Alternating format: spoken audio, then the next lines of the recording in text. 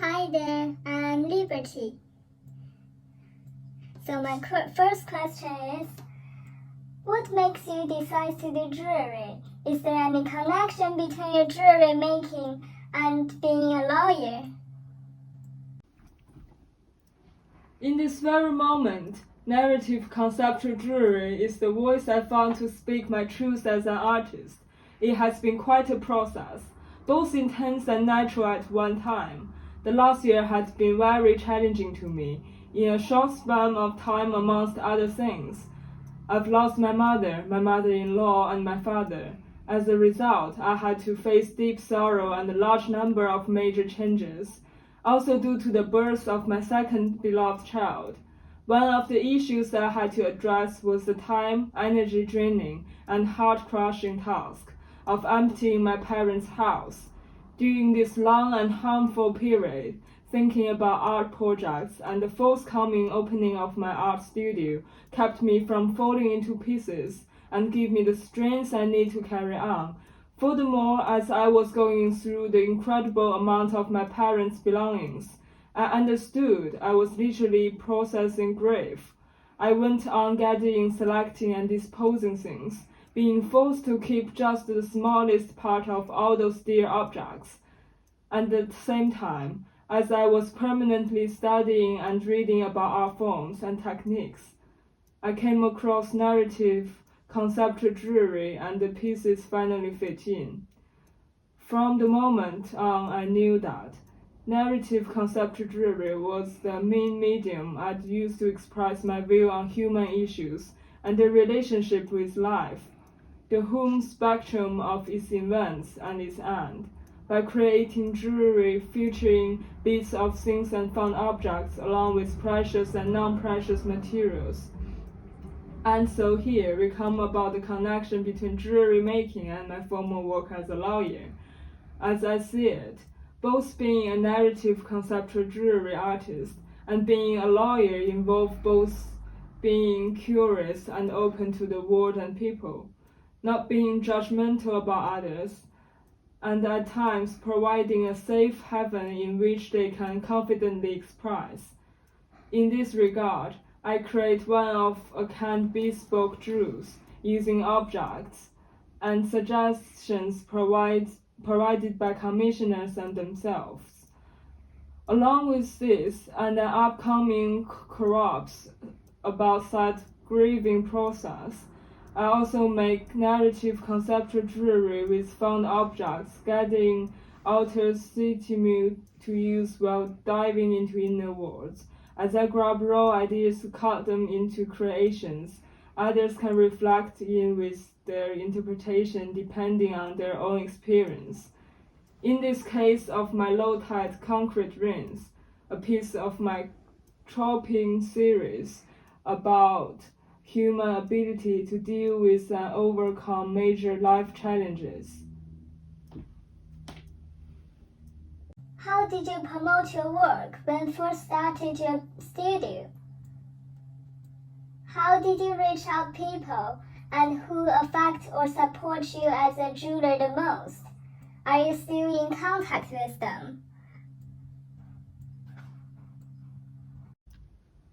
While I've been reading about practicing and studying art forms and techniques, as far as I can remember, it was just recently I started to show and promote my work, both locally with word of mouth and on social media. The one that had worked the best for me so far is Instagram. This same interview is a proof of this.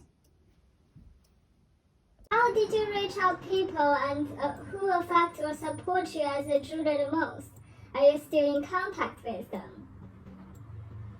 Again, personally engaging in real life and Instagram give me the best result, both reaching out for contacts with persons and interest me, the answering back to people who damp me, and also suggest building an old-style mailing list. What are the key elements you think a jeweler must have? In my opinion, as a self-taught artist, I think jewelry artists must have lifelong dedication to learn, an open mind, a consuming curiosity, and the courage to be true to themselves and to others. Do you have any suggestions for a startup jeweler? The advice I can give, if any, to startup jewelry artists is to get themselves good technical skills, but also to work hard to find their voice. To me, this can be accomplished not only with testing techniques and materials, but mainly by feeding on art and culture in any medium, and by diving into one's own inner world to find personal truth. Another thing is to never give up on their dream, even when, as in my experience, they had to balance family life and vocation. It is something that can be done. It has to be done. For our arts is what we are made of. The main point, particularly speaking, is organization. If to manage to set a good schedule and at the same time being extremely flexible and ready to rearrange priorities. Furthermore, I'm a perfectionist by nature. Yet, I've learned that perfection kills progress. Put all you have to into what you're doing. Work to maximum, then doubt. Review, refine, but in the end, put it out and let it go. Set your work and yourself free. Would you say people would pay more attention once you got famous? I guess they would, yet I'm so satisfied to grow my own audience with the true personal exchange, both in real life and online, that I wouldn't take another way to get in contact with public. How did you deal with individuals' demand while not losing your identity? It is a really good question and hard one. You see, basically I work as an artist mainly on one-of-a-kind pieces.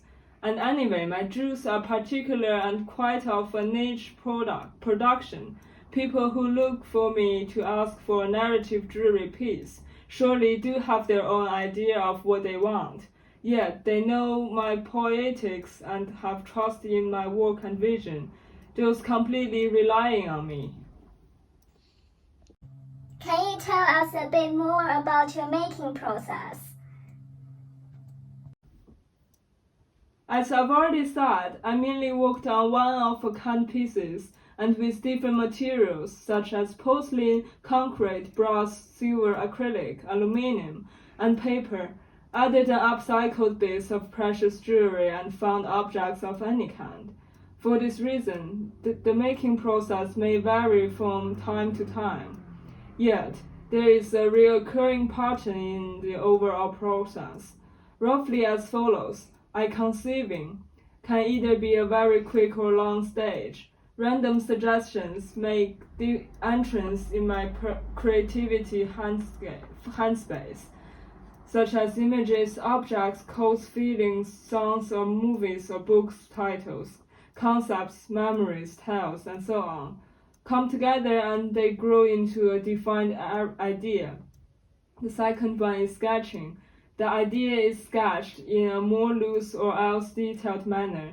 Normally at this step, I'm also ready to develop what I call 3D mental rendering, which is another phrase itself. Now the object is clear in my head. I can see it with the eyes of the mind to the point that I can even focus and zoom the details and turn the jewel 360 around. And the fifth mock-up, I usually also make a specimen mainly with disposable materials that mimics the features of the final jewels. This mainly in order to identify potential design flaws. And my favorite is scheduling. The making process is broken down into needed steps. This can have the form of a thoroughly written brief, or it can just be a bullet list, depending on the type of work. And the final stage is conceptualization. The jewel is actually created.